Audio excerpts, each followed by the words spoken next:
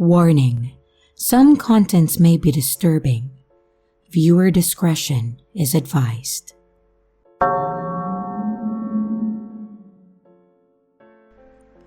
I don't celebrate Halloween anymore. Story by u/Born Beach. Halloween, Halloween, Halloween. What a time of year, ain't it? I still remember my first Halloween. My first real Halloween, mind you. Not the manufactured bullshit that they shovel down our throats year after year. I'm talking about All Hallows Eve. I'm talking about Samhain. I'm talking about the one night of the year when monsters walk the earth. I was 11 years young when I first experienced the horror of Halloween. I'd been out with a friend, roaming the streets with bags full of wrappers and stomachs full of candy. We'd been out looking for some fun, some excitement. See, once you reach a certain age, plain old trick-or-treating doesn't really do it anymore. No, you need something special, something terrifying. I think that's why we took a stroll down Blackbriar Lane. And I think that's why we went looking for the decrepit one in all his wicked glory. And I think that's why I watched somebody die. But am I getting ahead of myself, aren't I? Yes, I suppose that I am.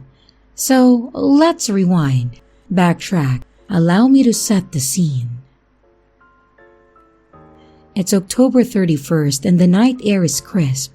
The leaves are red and gold, and the neighborhood is lit up in jack-o'-lanterns and full moons. There's mischief in the air.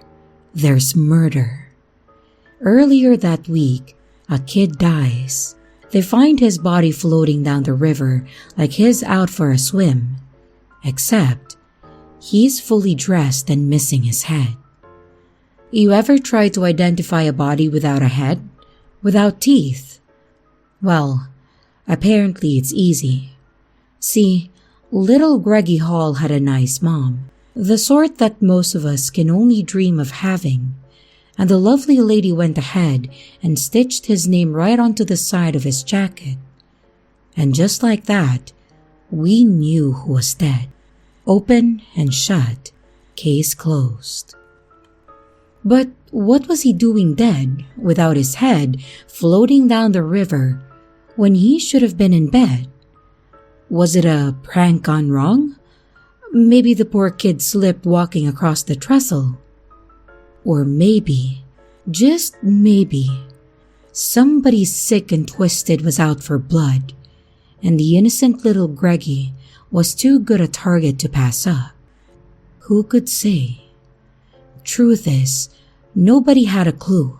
Not the sheriff, not his mother, not a single soul in town could have told you how little Greggy came to find himself so waterlogged and pale. But here's the thing about secrets. None of them last forever. This one didn't even last a week. It was me and Andy who figured it out late on Halloween night. We took the turn down Blackbriar Lane because that was the way you made it into Shelton Wood, and that was the place they'd found Greggy Hall's decapitated corpse.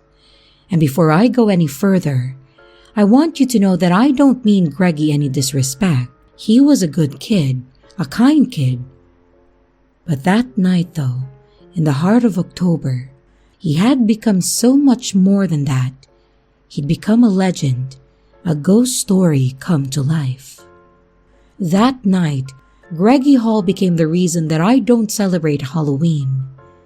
And that night, I crossed Blackbriar Bridge with Andy Delton, and together, the two of us walked into Shelton Wood.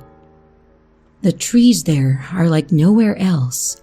They're thick, almost so thick that they press in on each other like blades of grass, smothering for space. And once you step beneath the Shelton canopy, it really doesn't matter if the moon is crescent or full as the sun. You're not going to see a damn thing. It's dark in there, desperately so. We used our flashlights to navigate, doing our best not to tear our costumes on their branches as we passed by. My mother had spent all month sewing my Dracula outfit, and Andy had saved up half a year's allowance for his Spider-Man getup. We weren't about to walk out of there full of rips and holes. No way! But we had work to do. See, Andy and I knew something about Shelton that not the sheriff or Gregory's mother or even the pastor knew. We knew that Gregory Hall had been talking about hearing voices in the woods on the way home from school. We knew he'd said he saw something watching him from the trees. We knew all of this because his sister, Sally, was in our grade, and she'd told us about how religious their mother was, how fanatical. She told us her mother once convinced the pastor to drag Sally into the woods and then perform an exorcism on her. She told us she thought her mother's paranoia was starting to wear off on poor little Greggy. So when Greggy started talking about hearing voices, seeing things, we thought it was just nonsense, make-believe. After all, he wasn't describing seeing a man, woman, or animal in the trees. He was describing something, a monster. He was describing seeing a nightmare come to life, and even out here, in this little slice of nowhere on the edge of the map, we knew that monsters weren't real. Or, we thought we did. But then pop goes little Greggy's head, and the next thing you know, we are fast believers. So fast, in fact, that we brought the news straight to the police. Guess what happened then? They chucked our statements into a drawer and told us that they'd looked into it. At first the damn pastor wants to ban access to Shelton Wood, and now the kids are saying it's haunted. We heard them laughing all the way up until the door closed behind us. The town is full of nut jobs. No, it was up to us. We thought about inviting Greggy's sister along, but we knew she wanted time alone, time to mourn her brother, and that was fine by us. This whole thing, this little investigation of ours, was just a scouting mission anyway. We weren't expecting to encounter the creature that stalked Gregory Hall from the trees. We weren't expecting to fight for our lives. But then, these things so rarely go according to plan. We spent an hour roaming Shelton before we realized that we were lost. We'd been trying to follow the river, but at one point, Andy swore he heard muttering coming from over the hill. And so the two of us clambered up it to investigate, and all we found there were old pine trees and empty dark. We turned around to circle back, but the river was gone. It vanished. We did our best to retrace our steps. We even followed our noses, hoping we could smell the stink of the town sewage that ran into the river. But it was no use. The river was lost, and so were we. We walked for 10, maybe 15 minutes before the sounds of the forest died, the shifting of branches, the pitter-patter of rodents darting across the dirt, the buzz of mosquitoes, and even the trill of crickets, all turned to silence. It was like somebody had hit the switch on a stereo. Instant quiet. Andy and I stopped to listen, to observe, and we saw something shift in the trees. A large figure, maybe twice the size of a man, with round white eyes and a long, twisting neck, was perched above us on a thick branch. It clicked at us. At first, we thought it was speaking, trying to communicate. But then we realized the clicking wasn't coming from its face. It was coming from its hands. Its fingers, long and crooked, seemed to splinter into separate appendages.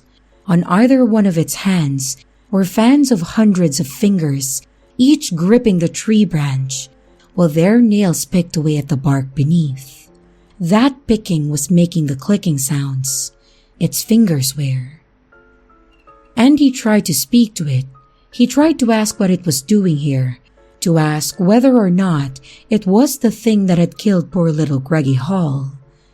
As though there were any doubt in our minds.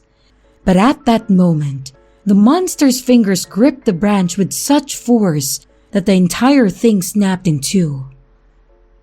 The creature began plummeting to the earth like a giant, and I thought maybe our work would be done and gravity would put an end to it. But it let loose a shrill shriek and flapped its many-fingered hands like wings and pressed itself up into the air. It shrieked again, and its eyes, once wide and round, became an acid painting of colors, horrible and bright and anguishing. There weren't any reds or purples or greens. There were only the colors of blood, of bruises, of bile. It screeched again and then swooped towards us. My heart thundered as I threw myself to the ground. But the thing is, whatever it was, caught Andy in its grip. It caught him by his head in 2 feet that resembled human jaws more than anything else. They were covered in white teeth, and it was at that moment that I knew I would never see my friend again. And I think he knew too. Andy shook and hollered. He screamed and shouted. But all of it was only for the span of 6 seconds, because not a moment later, the thing clenched its jaws, its feet, and Andy's head split open like a jack-o'-lantern, his insides splattering me like a water balloon. I had to go. I turned, running full tilt from this thing. I didn't know where I was running. I didn't even know if I could reasonably run anywhere that this monster couldn't reach me. But I knew that I had to try. I had to. Because if I didn't then, I would end up just like Andy. Just like Greggy. And as my feet pounded the earth, my heart pounded my chest, and I ripped off my Dracula cloak, terrified of it tripping me up on an errant rock, and I doubled over as my lungs burned. I've never run so hard in my life, never so fast, and it wasn't enough. Not even close. With a beat of its finger wings, the beast crashed down in front of me. It towered above me, standing over 9 feet tall with its terrible technicolor eyes swirling like promises of violence. "Looking for me?" it uttered, in such a low, broken voice that I almost missed it. "You killed Greggy," I said. It seemed a stupid, obvious thing to say after watching my best friend's head crack open like an egg yolk, but it was all I could manage. And at that moment, I was so shocked, so traumatized, that I reverted to our hypothesis, our mission. "Yes," the thing said. It rose up and now I could see it clearer. Beneath the faint scraps of moonlight that pierced the veil of leaves, I bore witness to a monster with saucer-shaped eyes, a set of long arms ending in legions of decrepit fingers, and 2 legs that each hosted a mouth where there should have been feet. It stepped toward me, walking on its teeth. "Who are you?" I asked, swallowing. "Are you him? The decrepit one?" It took a breath, a long, harsh breath that sounded like it might have gurgled razor blades in its lungs. And when it spoke, it breathed cold air onto me. "I am you." It took another tooth-filled step, and I staggered backwards. My world spun, but I wasn't sure if that was because of my fear, or my grief at losing Andy, or the awful kaleidoscope of horror playing out in its swirling eyes.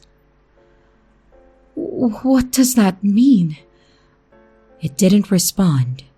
It reached a hand out toward me, and its eyes rolled faster and faster, like a blender of madness, and its teeth snapping as it took its next steps. "Pelere!" shouted a voice.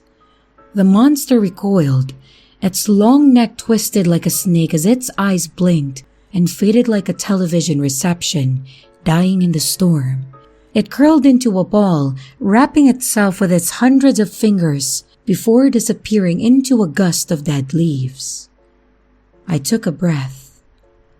Above, the moon seemed to glow a little brighter, and beside me, the sound of the river returned.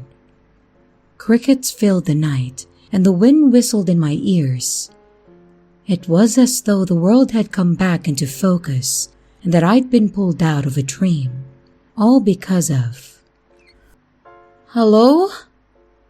I said, wheeling about. There'd been a voice, a loud one, that was commanding and full of authority in speaking a language that I didn't understand. But where was... Oh, there he was, down by the river. "You all right, son?" the pastor asked. I shook my head and said, "No, my friend's dead, and..." "Yes, I see what's left of him on your shirt." The pastor paused, looking me over. "What made you go looking for that creature?" "It killed Gregory Hall," I sputtered.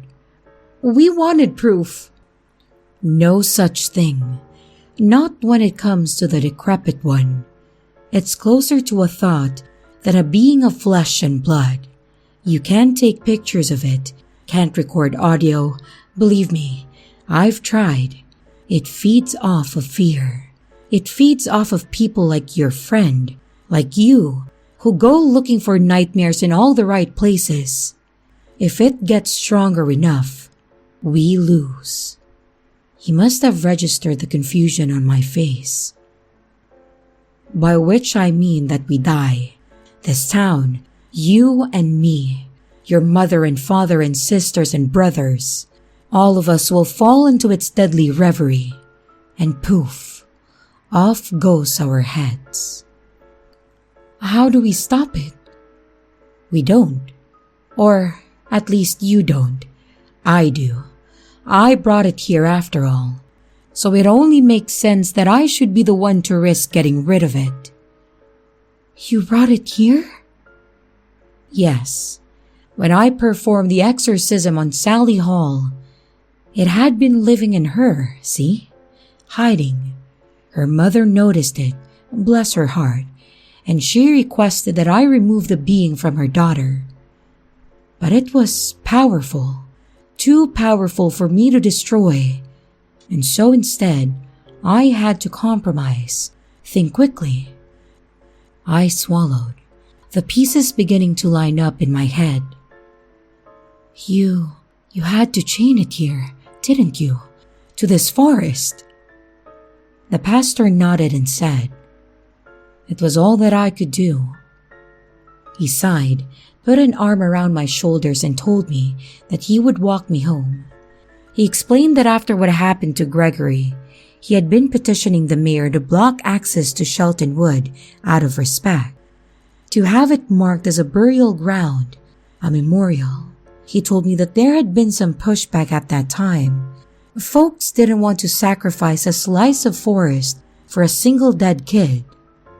But now that the same fate had befallen Andy, he counted on the mayor changing his tune. And by the next week, the mayor had. The section of Shelton was closed off to everybody but investigators. And soon enough, even they quit coming through. It became a dead zone, a piece of the map that didn't exist anymore. Far as anybody was concerned, the simple fact was there were too many bad memories, too many reminders of the horror that had taken place there. It's been years now, and I no longer celebrate Halloween. I can't. It reminds me of Andy, of little Greggy, and of the decrepit one with all its fingers. For a while there, I thought I'd actually moved past all of this, left it behind me. But then tonight, I saw something from my window that sent my blood cold. Amidst the shifting clouds of the black Halloween sky, framed in the light of the moon, was a large bird. A bird with 1,000 fingers on either hand and feet lined with teeth. A bird flying away from Shelton Wood. A bird flying to town.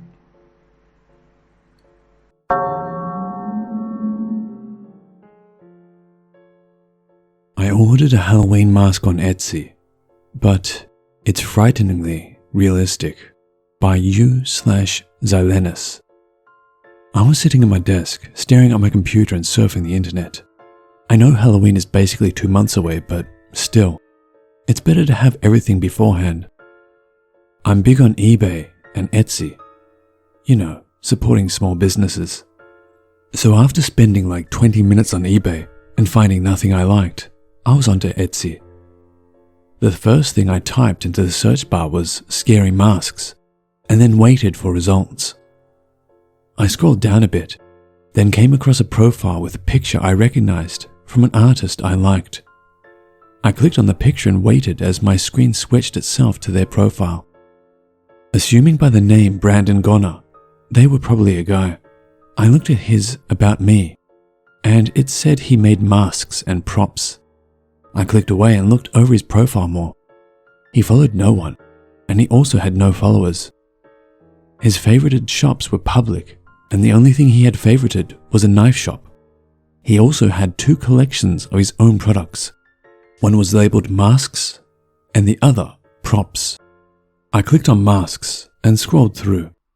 All of the masks were what seemed to be human and animal faces, all made with surprising detail. Unlike the human ones, the animal ones seemed to be made to give off the appearance of being stretched. Honestly, it kind of creeps me out how realistic they were, as if he had actually stretched the face of a real animal. I singled out one of the masks, a mask that appeared to be the face of a man with rugged cream skin and a scar dragging itself along its cheek. Freckles were littered across its face, and it had a light stubble. Again, the attention to detail was incredible, and it would be great for a costume I had in mind. I quickly got my credit card from my drawer and bought the mask. When I had officially confirmed the order, I wasn't expecting to get a message from Brandon. Brandon Gonner. Thanks for the purchase. You're my first buyer. Oh, no problem. I just needed a mask for Halloween and yours looked pretty cool. I'm going to throw a couple of extra treats for you. Couple of props maybe, and an animal mask since you were so kind. You really don't have to. You should sell those. No. I need them off my back. They're taking up space in my apartment. After that, he didn't reply. I waited with anticipation until my package came the following Monday. The box was bigger than I expected. It was a plain cardboard box with no stickers or writing on it at all, which was strange. But I knew it had to be my order. I wasn't expecting anything else. But the smell was even stranger. I could smell it before I even opened the box. It was putrid and sour. I tried to breathe through my mouth, but I could taste it on my tongue, so I immediately closed my mouth. I sat down on my couch, package in my lap and a knife by my side. As I dragged my knife through the tape, my roommate came up behind me, his hand gripping the couch. "Hey, Carrie?" He looked over my shoulder. "What's that?" I dragged my knife through the rest of the tape and opened the box. "Oh, nothing, just stuff I got for Halloween."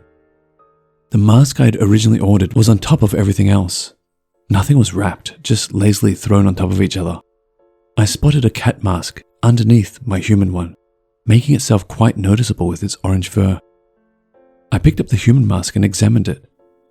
There were threads in the cheek connecting themselves behind the face, which was probably so I could wear it, just like a normal mask. I ran my hands over the cheeks and immediately drew back. It felt like real skin. Like my skin. Freaky, Jaden said, leaning over the couch. I know, right? I said, turning my head to look at him. His mouth was turned down into a frown, and his eyebrows were furrowed. That looks super real. What else is in there? You got props? He reached over my shoulder, pulled a hand out of the box, and then dropped it immediately. Ew! He drew his hand back and wiped it on the couch, like it had something on it. What is that made of? I have no idea. Weird, right? I grabbed the mask and waved it jokingly in front of Jaden's face, owning a loud groan and an eye roll. He shoved my hand away and looked at me again. That smells like literal shit. Are you seriously going to wear it? Duh, I'll just wipe it down or something. I put the mask back in the box and closed it. I don't know what I'm going to do with the random body parts though. Just keep them away from me. And for the love of God, please put that in your room before it smells everything up, he called, walking over to the kitchen. I should just put it in your room. It already reeks of weed and BO, I told him as I stood up, the box in my arms. It does not, he said, opening the fridge. Whatever, I mumbled, walking to my room. I put the box in my closet, pushing it over on the top shelf above my clothes. I really hoped it wouldn't stink up my closet or my clothes. I went to my bed and sat down, pulling out my phone and checking my notifications. The local news app I was subscribed to had posted a new article. It was headlined, "Man found dead in park. Police say it's the most gruesome thing they've ever seen." I won't take a screenshot since it won't allow me to. I'll just copy and paste some of it down below. At 6:22 a.m., the police got a call from a woman going on a jog at redacted park. Upon the police's arrival, she claims to have spotted a leg poking out of a bush and went to check on whoever it may have been. As soon as she went to go check, she found that the leg wasn't attached to a body, prompting her to call the police. At first, I thought maybe it was just a prop, like a gag someone left there to freak people out. But the smell was so bad, and it looked so real, she said. Police searched the park and found a dead cat and a man. His leg was missing, matching up with the one the jogger had found in the bushes. The police did not find a collar on the cat, nor did they find a face. The man currently remains unidentified, as his face was missing, as well as one of his hands. The investigation will continue, and the woman will be brought into questioning, as well as other possible suspects. They did write more, but I didn't find it necessary to post all of that. I removed the park name since it's not really a good idea to post the location of a park located right by where I live. I know I'm probably overreacting. Like, I don't even know what the man looked like, or the cat. But it was so near to my house, and they looked so real. The coincidence is insane, and the smell is so bad, like it's actually rotting. As I'm writing this, I can smell the stink leaking out of my closet. I was really just going to leave it and ignore it. But I don't know if I should take it to the police or not. And a couple of minutes ago, I got this message from the seller. It's like he knows I'm thinking about it, and I'm really regretting buying from him. Brandon Gonner. Did you like the masks? Sorry about the smell, by the way. The guy I got it from really stunk.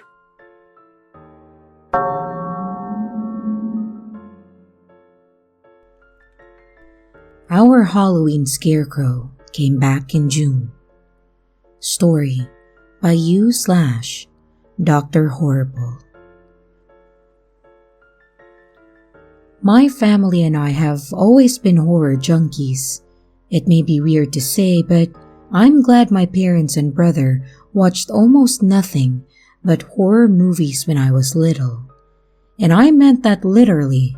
We had a collection of movie discs, and only 6 were not of that genre. It certainly made my younger years easier in the fear section of my brain. And after years of them, you could probably say it was inevitable that I'd end up the same kind of junkie as them. So, needless to say, when Halloween rolled around, you bet your ass we went all out, decked the whole house out in decorations, both inside and especially outside.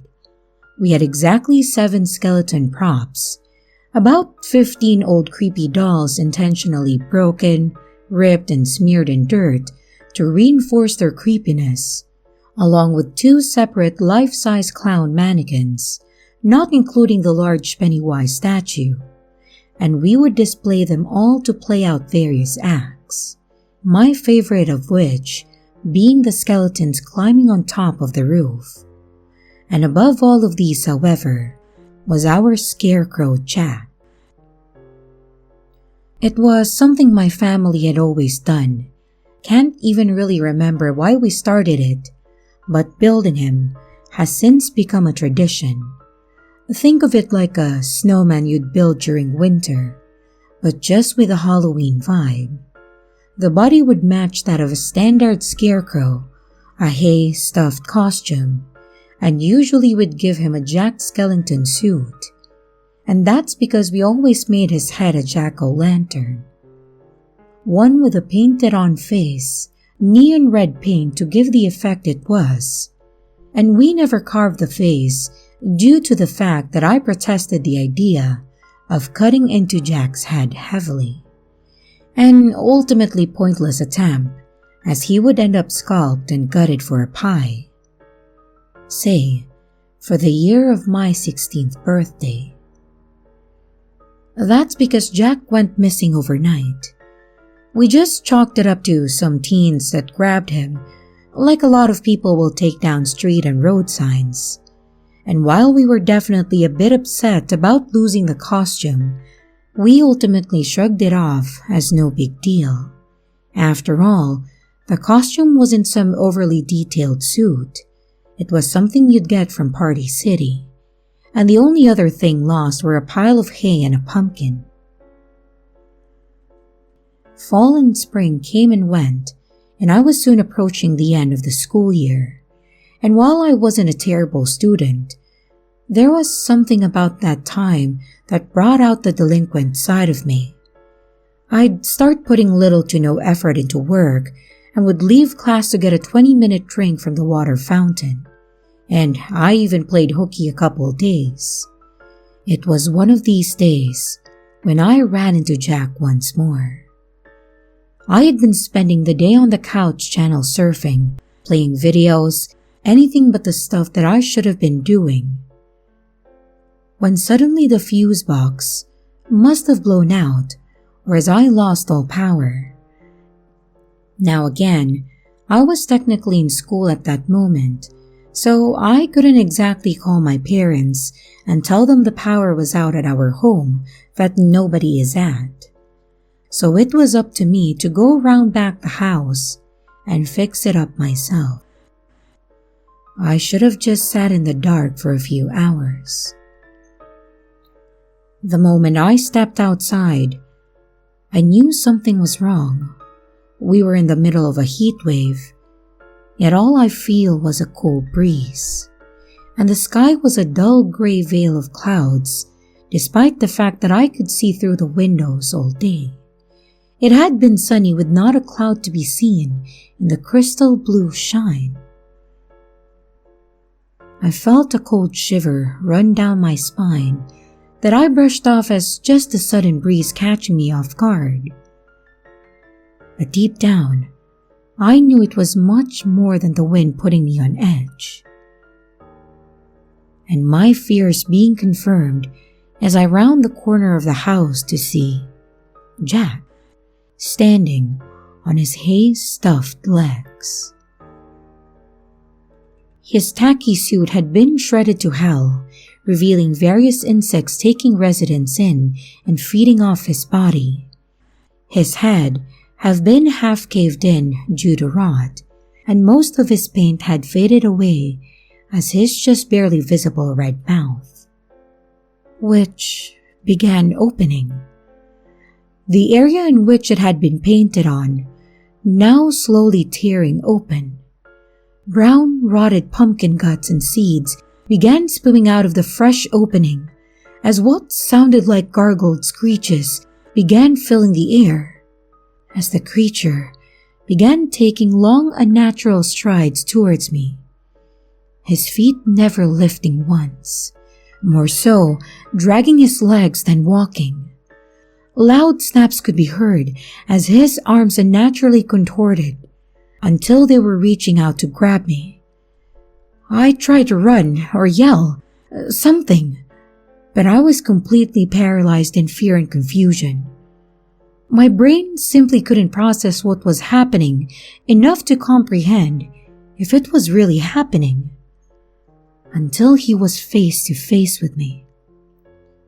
Suddenly, my body went into full throttle adrenaline.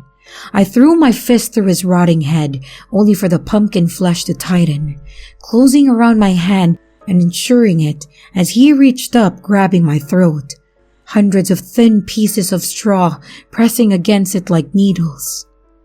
I thought he was going to pierce right through my neck, and in a final act of desperation, I used my free hand, slowly forced my palm between my trapped hand and the rotten pumpkin, before prying upwards with all my strength. It was a rotting fruit, yet it felt like I was trying to tear an iron-covered phone book in half. My fingers literally started to bleed to the amount of force that I was putting in. But my adrenaline was on full blast, and all I could think of was freeing myself. Its loud gurgly screeches intensified, and its sharp grip tightened until suddenly, everything went black. When I came to, I was laying in front of the completely undamaged fuse box as the hot summer sun beamed down on me. I shot up and frantically scanned my surroundings, seeing nothing but crystal blue skies. I let out a large sigh of relief, chalking it up to a bizarre dream, as I began to rub my face to try and bring myself back to reality, just to feel a slimy substance begin to coat my face. I could feel myself break into a cold sweat as I looked down to my shaky hand, still covered in rotten pumpkin guts. And here are the top comments for my last video.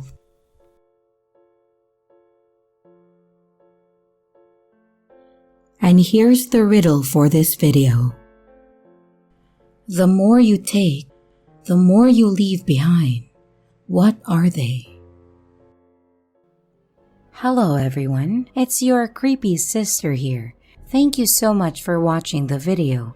I really appreciate each and every one of you. But I would also like to thank my amazing patrons, my top tippers, and my dearest channel members. Thank you very, very much. I really appreciate it with all of my heart. If you want to support the channel further, you could also choose to become a patron, a tipper, or a channel member. But remember, it's appreciated, but never a requirement. I would also like to announce that we have merch now. The link is in the description of the video, along with all my other social media links, like my Discord server, Twitter, Instagram, and others. You can connect with me and send your stories there. And don't forget to like and subscribe if you haven't yet, and comments are highly appreciated. And remember, your fear feeds me.